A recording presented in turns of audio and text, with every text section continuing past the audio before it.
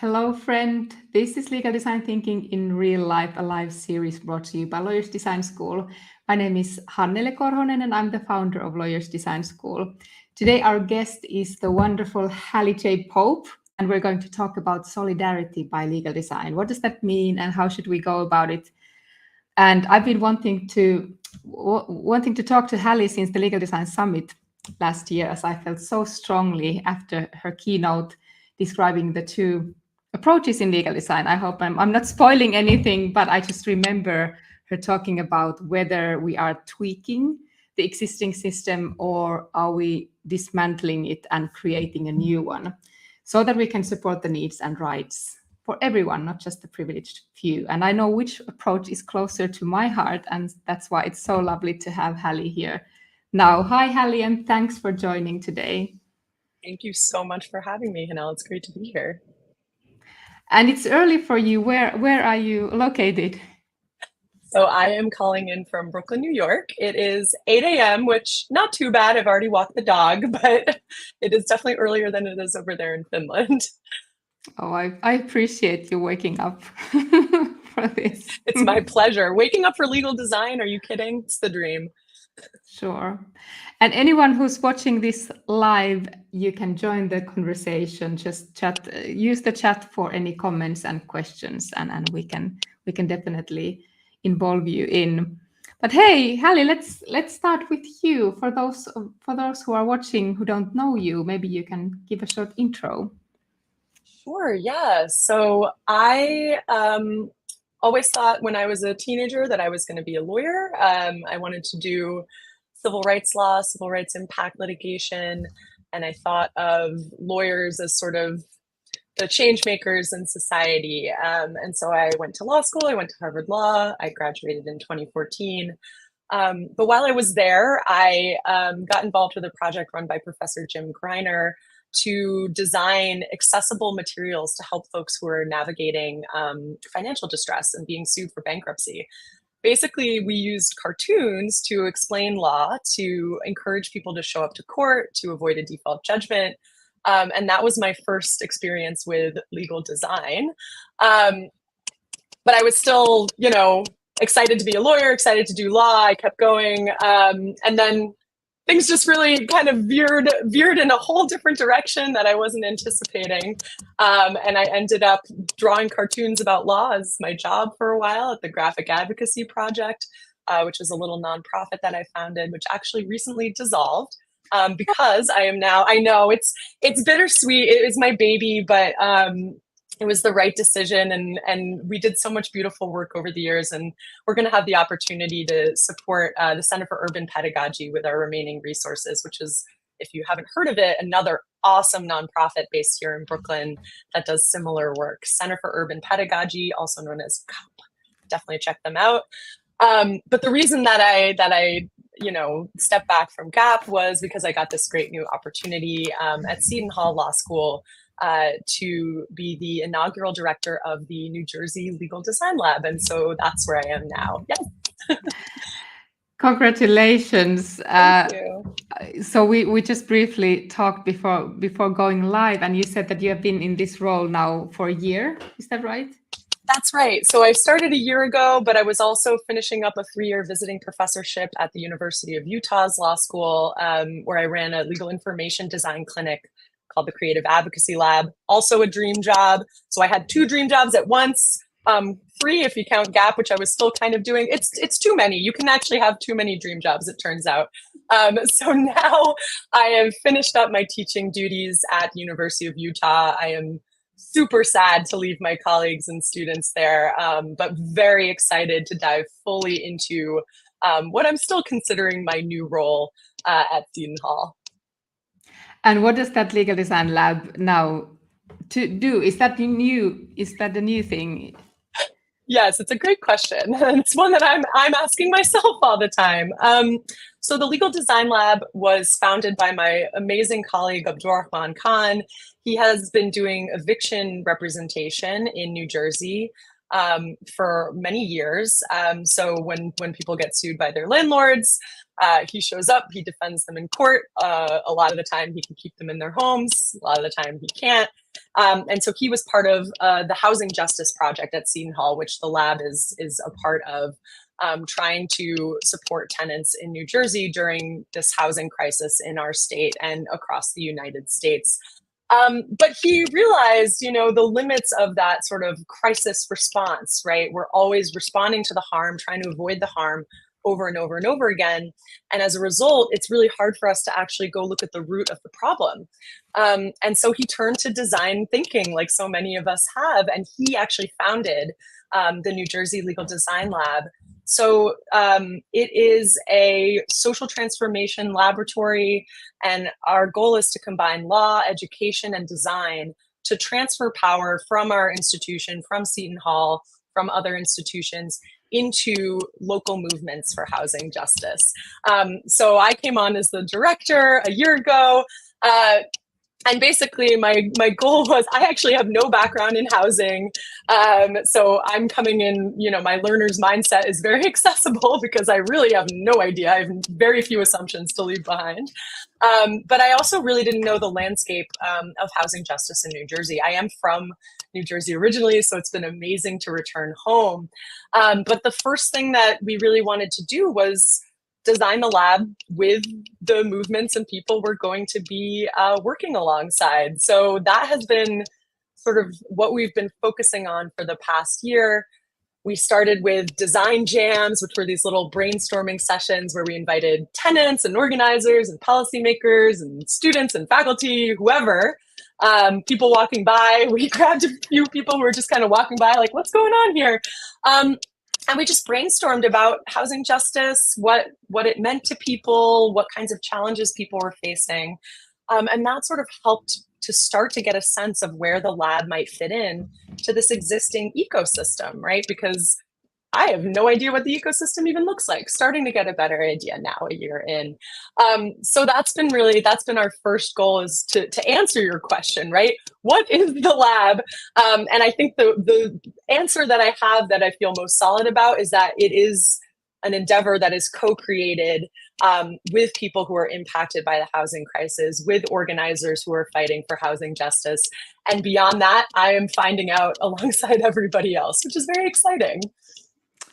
That's so wonderful. And the approach that you have taken, the co-creation with the people that you are actually, and I love the notion about you are transferring the power from institutions to the people who are actually affected by all of this. So important. And I think that's a perfect segue to talk about solidarity. Can you explain us, what does solidarity mean in design and in legal design?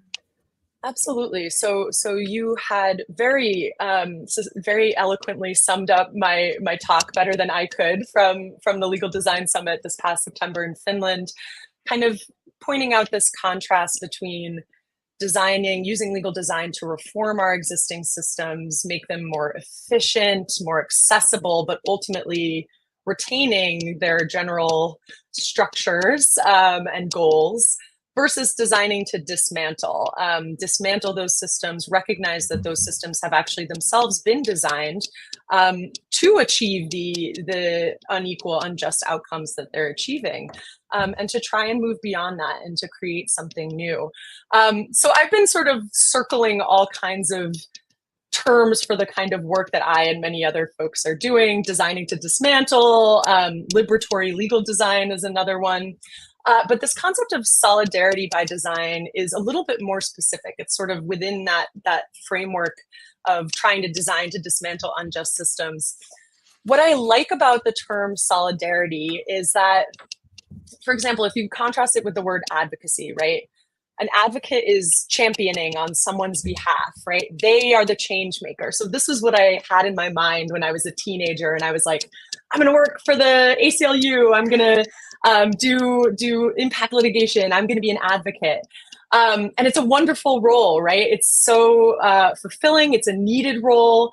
But what I've sort of been learning in my work, and I've actually, gotten a chance to do a little dive into history here in the United States of social movements, and I've become quite convinced that the key agents of change are not lawyers, and you heard me talk about this in Finland, they're the people who are impacted by these systems of oppression.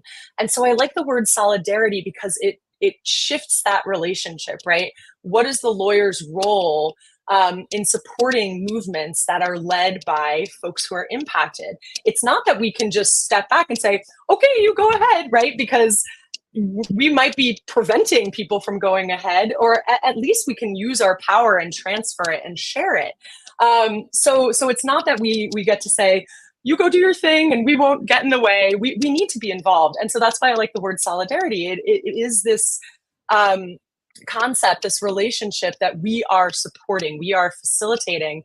And I also love it because it's mutual, right? Like we're in solidarity with each other. All of our struggles are intertwined. And so I believe that design frameworks and design tools can be really effective at exercising and implementing these relationships of solidarity and of telling the stories of those relationships in the first place. Because I think that even that concept, that idea that lawyers should be working in solidarity, it's certainly not the dominant concept in the legal field. We have lots of robust scholarship around movement lawyering, a lot of folks putting that into practice. So in the US here, we do have a lot of folks who've been doing this work for a long time.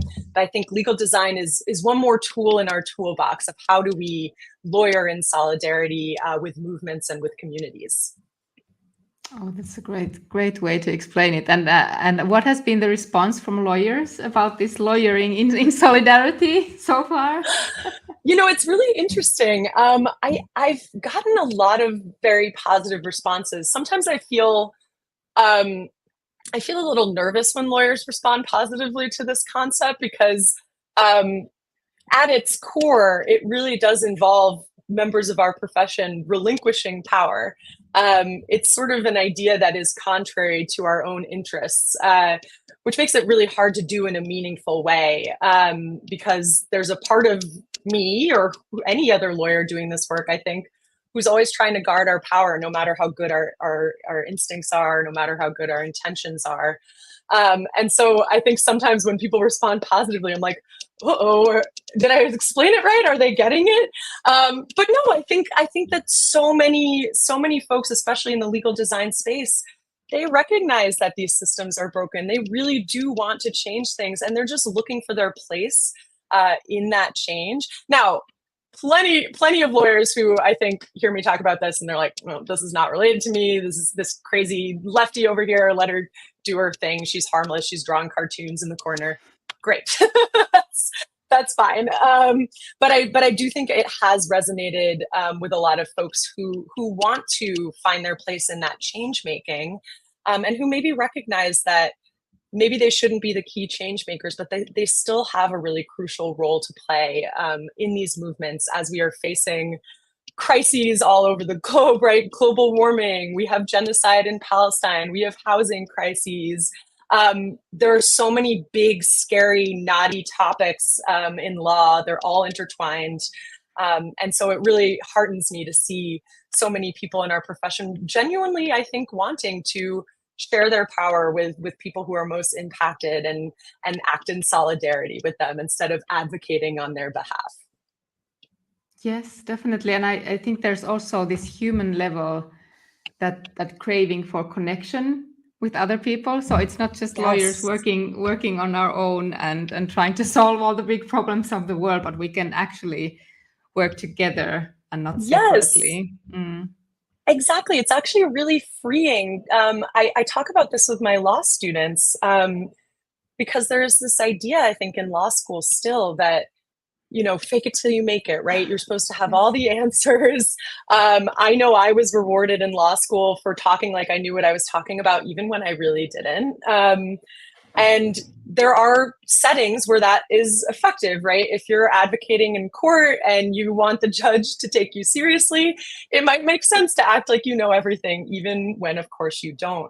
But when that sort of intolerance of uncertainty extends beyond the performance of the courtroom, you really run into some issues in the profession. There's this great article that I love It's by Tang and Foley. I'm going to forget the name. It's like The Intolerance of Certainty or Uncertainty.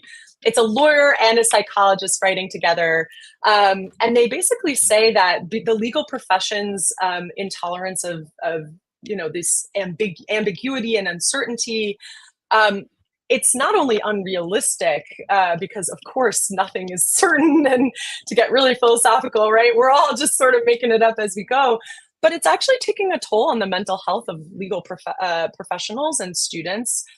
We know that our profession has a lot of mental health challenges, and the authors of this paper suggest this is one reason is we are trained to expect ourselves to have all the answers, and that is in fact impossible. And when we embrace a model like design that actually encourages us to sit in that ambiguity and embrace it and recognize what we don't know and reach out to other folks who do know something, yeah, it's not just more effective, it's joyful for us to make those connections. There's this great community agreement from some of the organizing spaces I've been in. No one knows everything, but together we know a lot. And I always think of that, right? That's kind of a core tenet of legal design to me, is nobody on their own should be expected to know everything. Nobody does know everything. It's a good thing. Together, we have collective knowledge, and we know so much more than the sum of our parts. Yes, I feel like this is some like intergenerational trauma that we are now healing for the students, that you don't have to know everything. It's such a healing to take off the burden of you have to know everything. Yes, absolutely.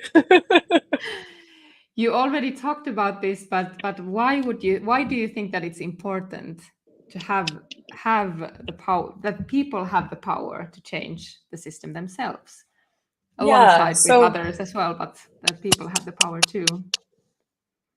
Yeah. So this is sort of like an instinct that I've had for a while, and my parents are.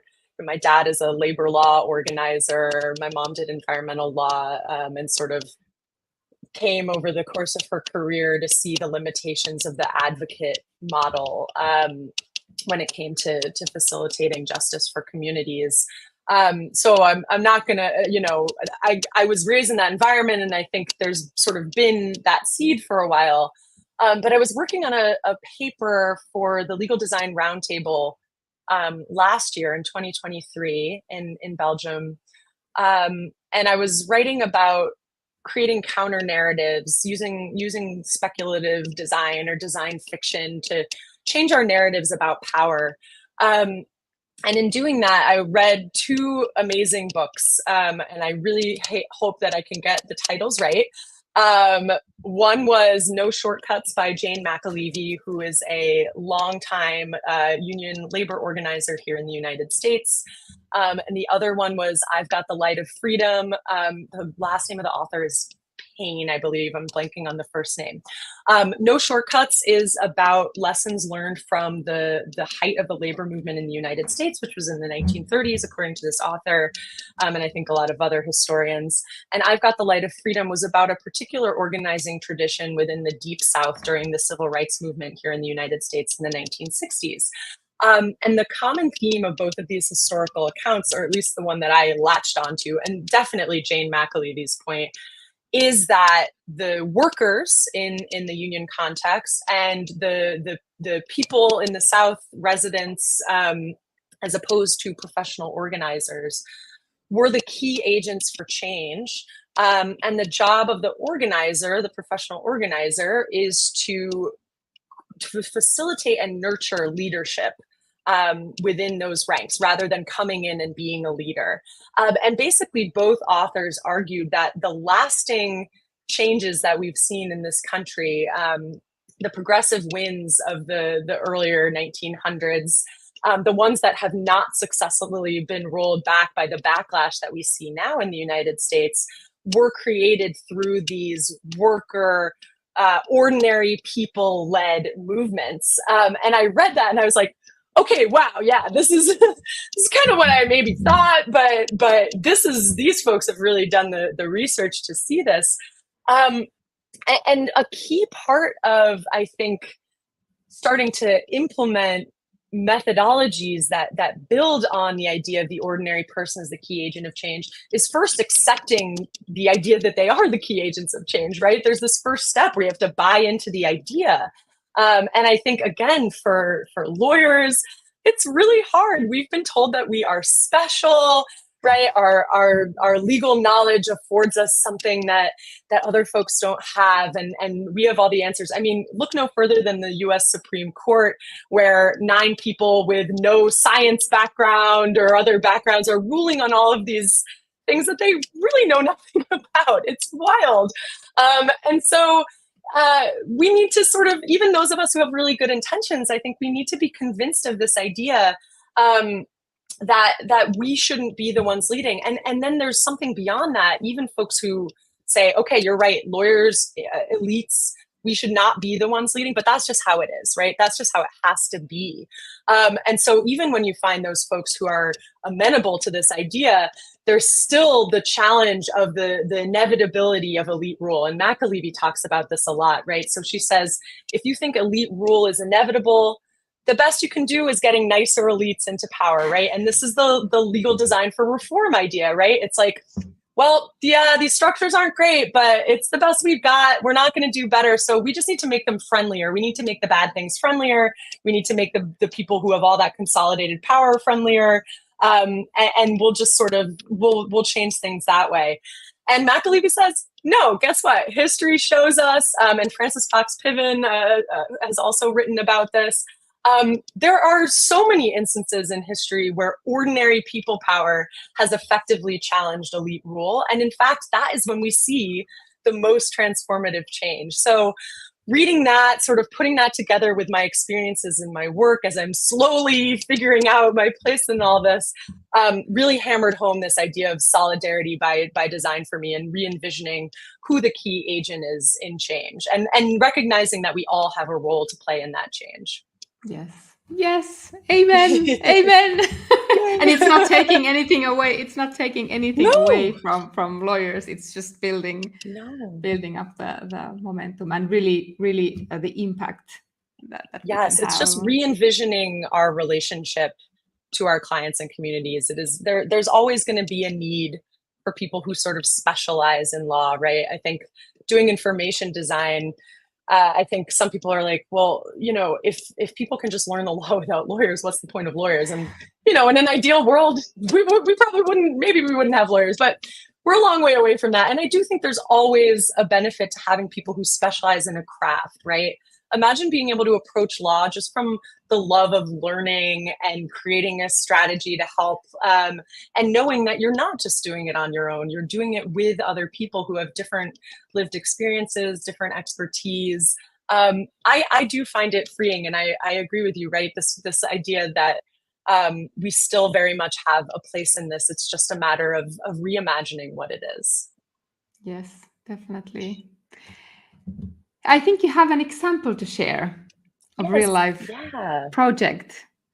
Should we put the presentation on? Let's get it up there. Yeah. So I'm excited to share the work that my colleague Abdurrahman Khan and I did last semester with our students and tenants and organizers in our clinic. So the Legal Design Lab has a clinic, the Housing Justice and Legal Design Clinic.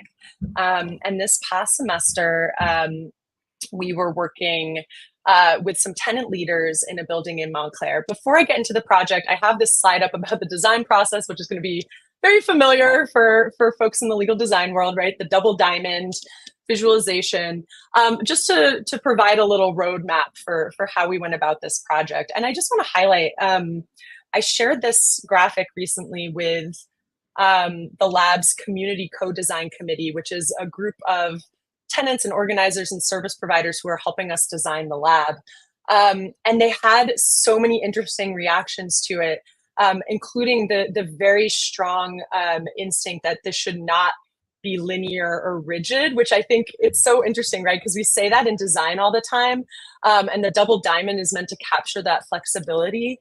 But folks in this committee pointed out, can we stray from this diamond? And I said, absolutely. And then I look at the visualization and I'm like, the visualization doesn't really do a good job of saying that. So thank you to the Community Code Design Committee for that and so many other insights. That's been an extremely exciting project. But that's not what I'm going to talk about right now. I'm going to talk about our clinic because we're a little bit farther along with this project.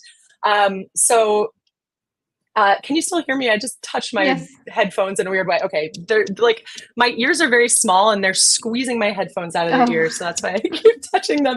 Just let me know if I cut out at any moment. Yes. So this is an opportunity to work with some tenant leaders who are trying to organize a tenant association in their building. They have a building, it's a mixture of market rate units and Section 8, so that's voucher units from the government for folks who meet certain income requirements. And they have had a ton of issues in this building, habitability issues. So, dirty conditions in the building, locks not functioning, elevators not functioning, roaches, pests, all sorts of awful things.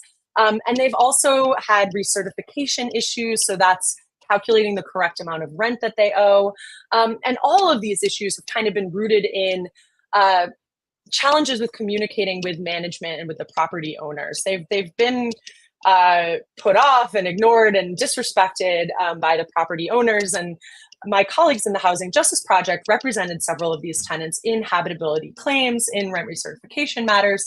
But ultimately, the tenants really wanted to, get to the bottom of it, right? To get to the root. And so they said, hey, we're going to have power if we organize together. We want to form a tenants union. And so our clinic came in to see if we could design tools with them to help them support that process. So I'm just going to really quickly go through how that went this past semester. And I'm excited about this project because it's the first time that I, as a clinician, have gotten to involve folks who are impacted and other stakeholders in almost every stage of the design process. Usually because of logistics or just lack of buy-in, I've been able to facilitate participation in the discovery phase and the feedback phase, and not so much in anything in between. And it feels sort of disingenuous to call that co-design to some extent. And this time we really started to get closer to a true co-design moment. So we had our tenants in from the moment of defining the project. Our wonderful tenant leaders, their names are Rosie and Ria. They're sisters. They've been in this building for many years. And they came into class on the second day of class and they spoke with the students and they said, look, we appreciate that people help us. Like we really have needed help, but ultimately we have to we have to be able to help ourselves. We have to have the power, right? The key agents of change. I'm sitting there like, yes, this is amazing. They're so cool. So we started out sort of mapping our assumptions about the space. This is a map of people who might be, who might have some stake in the project and whether they're mission aligned and how much power they have. And that sort of helped us hone in on what it is that we were trying to learn, which was basically, what are the challenges tenants are facing? What are the challenges around organizing, and what are our opportunity moments to create something, some tools or processes that can help facilitate that process. So this is the students and me outside of the building after we went there to speak with tenants the first time. So we got donuts and coffee and we talked to folks, and we learned a ton about the issues in the building, about people's fears around organizing or their sort of, were they interested? And it turned out a lot of people were interested, but they were frightened of retaliation. We also spoke with a number of other stakeholders, tenant organizers who had experience with this sort of situation, housing lawyers, some politicians and policymakers. And so with that, we really gathered a lot of different insights about the problem. And then we were able to synthesize those insights with tenants and organizers in the classroom. So we tried to open our classroom up. So we didn't just go out to the building, we also made our classroom a community space, which was really exciting. So here's some tenants, students, organizers, and faculty all doing a very familiar design activity of clustering sticky notes to figure out what are the main takeaways from all of these different places where we gathered knowledge. And it wasn't just conversations. We also have a really robust tenant organizing organization in New Jersey, the New Jersey Tenant Organization, that created this massive handbook about how to organize. So we read through that and got all that institutional knowledge. We read through the memos from the court cases that the Housing Justice Project and students and colleagues had gone through. And we brought all of that together to figure out, where are our opportunity points. And then we got to ideate together. So everyone came back again for the next class. This is one of our tenant leaders, Ria, with a student, Samir, and we brainstormed ideas together. So this was, I think, maybe the most exciting part for me, is that the ideas were actually co-generated by tenants and students and organizers in our classroom. And we sort of came up with as many ideas as we could, and then we prioritized them based on impact and feasibility. And we landed on a few different clusters of themes. Kind of information sharing was one, community and connection was another, kind of processes to relieve the burden on tenant leaders was another. And so then the students kind of chose what they were going to focus on for the prototyping. So this is the one phase where, unfortunately, we did not have outside stakeholders involved. And so I think this is room for opportunity for the next time that we do a project. But we had 3 student teams. They each came up with a different prototype. So one team made a flyer that was sort of, what's a tenant organization? Why should you join one? Why should you not fear retaliation? And they also made a slide deck template for a first meeting. Another team created a tenant newsletter template to help the tenants build community and share news about organizing and other events in the building and the community, and also legal rights and information. And the third designed this issue tracker. We heard that, tenants had many complaints, but there was no one way to kind of collect all of them. And the point of the issue tracker is not to then send them to management, but to actually just enable tenants to have that information so that they can know, okay, what are the most common issues? What are the most pressing issues? How do we package this to then go to the management or to go to the town council, where Rosie and Ria go every meeting and they stand up and they advocate. And so this is meant to sort of serve as a tool for them to use data when they're doing all of that. And then, of course, we got feedback, right? So we did go back to the building and the students showed their prototypes and got feedback. And then they presented on the final day of class, and we had some folks join us, some organizers and advocates join us. And unfortunately, the tenants were not able to come that day, but they presented basically what they had designed and why, the feedback they'd gotten, and their ideas for moving forward. So now we're at a point where we're going to figure out which of these designs are going to be iterated on. So we're working with our tenant leaders. They're excited about all of them, and so are we, all of the designs. So this project is not over. And, in terms of impact, I don't yet know, but I think one thing that I'm really interested in, and maybe some folks who are joining us will have thoughts about this, is kind of reconceiving how we think of impact, because in this framework of design, solidarity by design, one of the most important things I think we can do is facilitate opportunities for people to experience their own agency as change makers. And so the hope is that by going through this participatory process where tenants are really leading the students, that they see themselves as the key agents. I mean, Rosie and Ria are leaders. They already do. They're awesome. But hopefully other tenants can experience and see that. Hopefully leaders can sort of be reinvigorated. And we did see a lot of energy come into this effort that had been somewhat dormant for a little while. We got an organizer to come in and do a training with the tenants. And there's now a group that has formed a steering committee, and they're going out and they're doing the first stages of starting the tenant association. So was that us? No, that's them. But I do think that having this extra energy, these extra resources, is at least some small catalyst in this process. And moving forward, we're just saying, hey, we're here. We can do this, we can do that. We're going to do whatever you need us to do to support these efforts. So we'll see how it goes, and hopefully Hanel will get to talk again to update on this project. But I just quickly want to sort of highlight some of the questions that I have for moving forward about whether we sort of like met our goals of designing in solidarity. These are four kind of goals or values in liberatory legal design that my colleague Abdurrahman Khan and I are sort of writing about now, trying to figure out what practically can we actually do in this framework to have people, to really shift power to people, right? How do we actually do that? And so these are four ideas we have.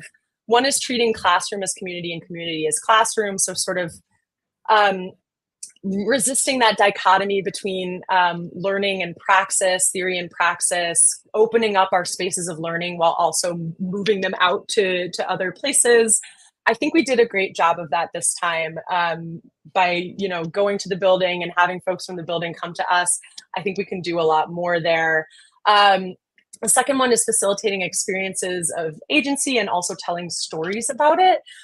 One of the best things about this project was having the students, really learn to view the tenants as their collaborators and as experts in their own experiences. It sounds kind of basic, but I think it's a lot harder to teach that in a traditional representation context where there is sort of this professionally prescribed hierarchy. And so we're very lucky in design to get to kind of take that relationship and move it all around and reimagine it as something much more mutual. The third one this is a really interesting one, and if we have time, one that I'd love to talk about, embedding political values, right? The theory of change. My colleague and I took this project because we believe that organizing is the way, right, to get lasting systemic change. We weren't neutral in choosing this project, and we weren't neutral as instructors. It would be disingenuous to say that we were. And so a lot of that went into how we chose the project, right? We were very lucky to have Rosie and Ria who shared our political vision.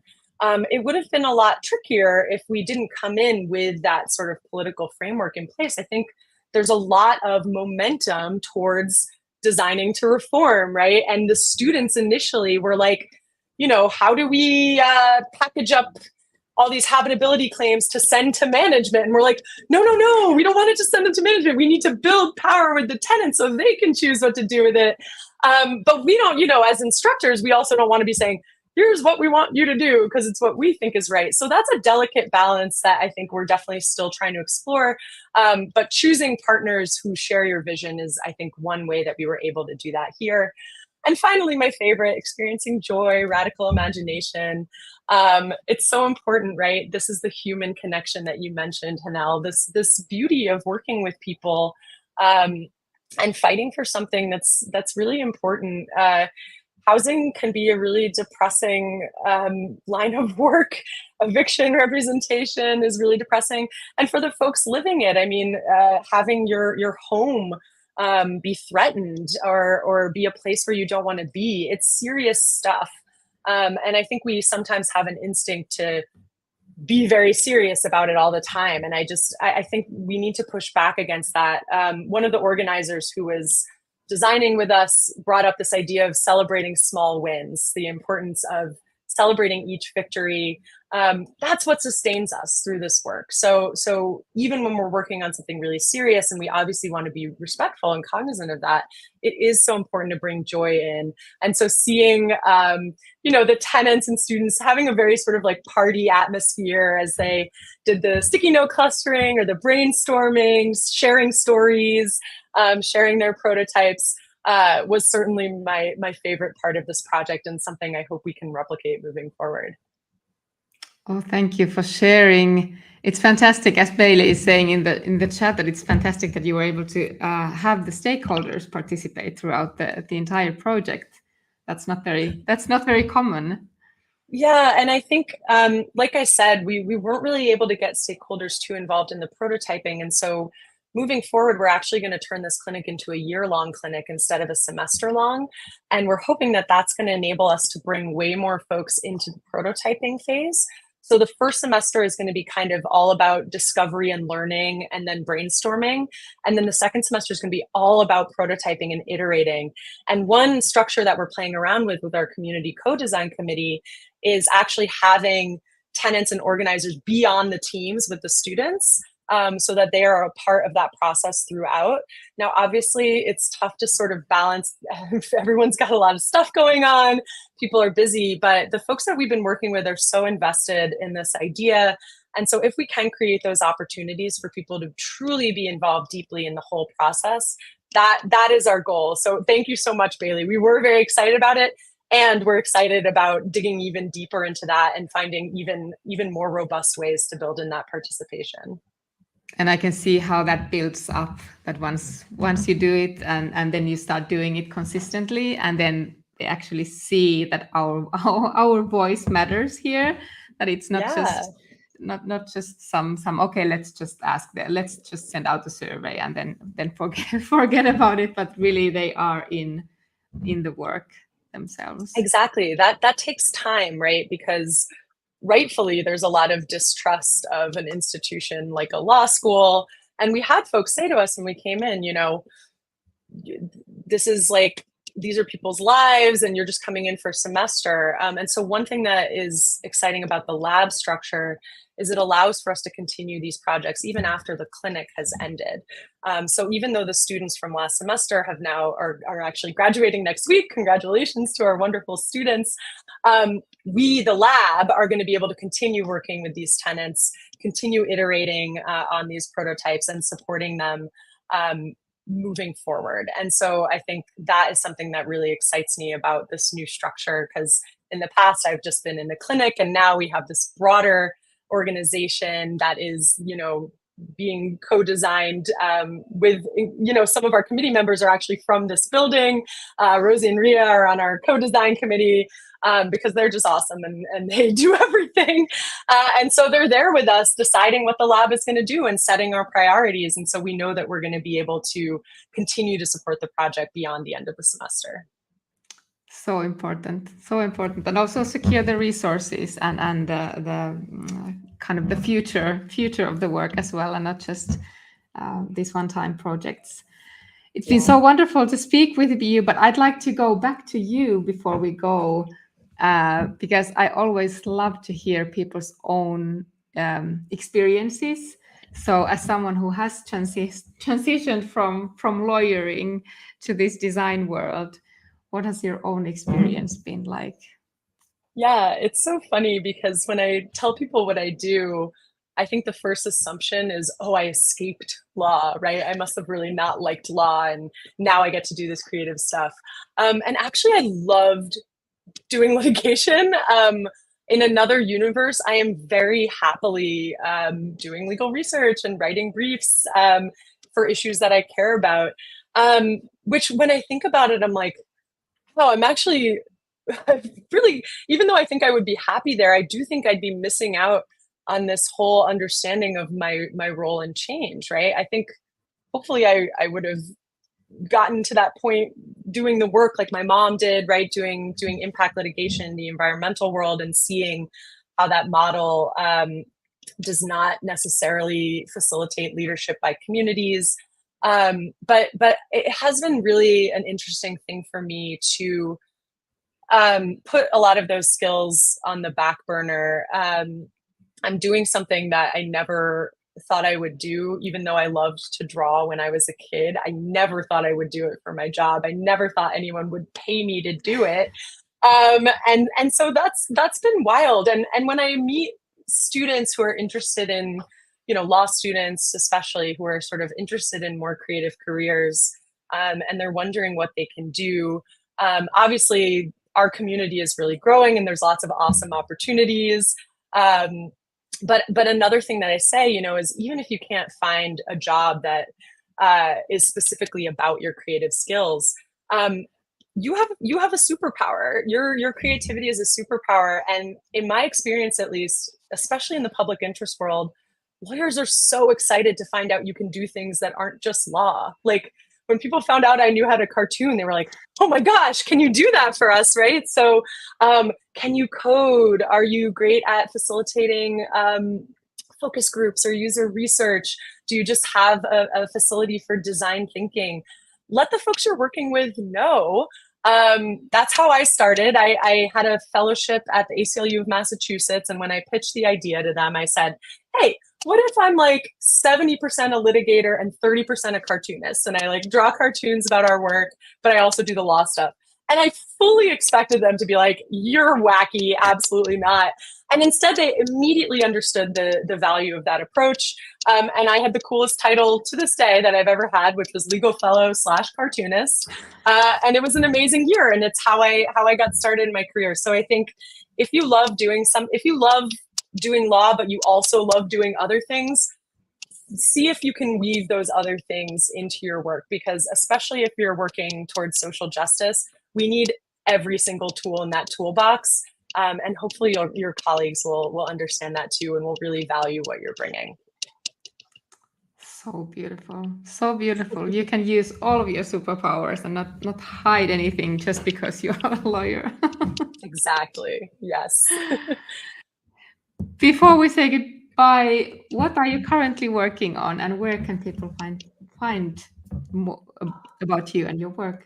What a great question. So I have drafted finally some website content for the lab. So we should have a little website up soon. That'll be on Seton Hall's website, the Center for Social Justice.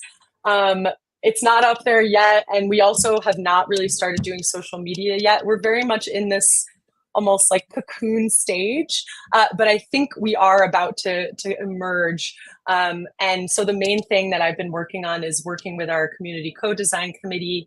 We're meeting, I think it's going to be our 7th meeting a week from yesterday, next Tuesday.